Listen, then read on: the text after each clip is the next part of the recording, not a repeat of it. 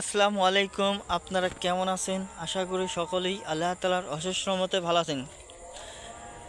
দেশ ও বিদেশ থেকে যারা আমাদের এই চ্যানেলে ভিডিও নিয়মিত দেখে থাকেন তাদেরকে অসংখ্য ধন্যবাদ। আর বন্ধুরা, আজকে পান পাতা নিয়ে আলোচনা করব। পান পাতা অবশ্যই বাংলাদেশের মানুষ, বেশিরভাগ মানুষই কিন্তু তারা খেয়ে থাকে।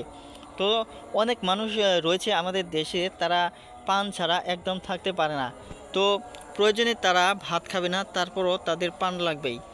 তো এই সমস্ত পানকে পান খাওয়াকে ভালোবাসার মানুষ যারা রয়েছেন তাদের জন্য এই ভিডিওটি আজকে কাজে আসবে অনেক।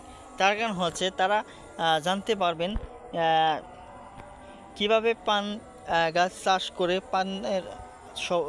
পান চাষ করে সফলতা অর্জন করে নিয়মিত পান কিনে না খেয়ে নিজের গাছ থেকেই খেতে পারবেন। তো বন্ধুরা, পান চাষ করতে হলে অবশ্যই আপনাদেরকে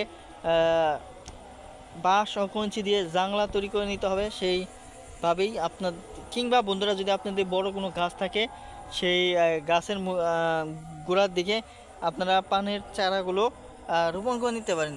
এতেই ওই গাছের মধ্যেই পান গাছ হয়ে থাকবে। তো প্রিয় ভাই বন্ধুরা, এই যে দেখতে পাচ্ছেন একজন ভাই তার গাছের মধ্যে এরকমভাবে পান গাছের চারা রোপণ করেছিল, এই দেখেন। তো বন্ধুরা, নিচ থেকে বেয়ে বেয়ে গাছের উপরের দিকে যাচ্ছে। তো এভাবেও আমি আপনাদেরকে পরামর্শ দিচ্ছি, আপনারা দেশীয় পান চাষ করা শুরু করে দিন। এতে করে নিয়মিত পান খাওয়ার জন্য আপনাদেরকে কিনে খেতে হবে না দোকান থেকে কিংবা বাজার থেকে।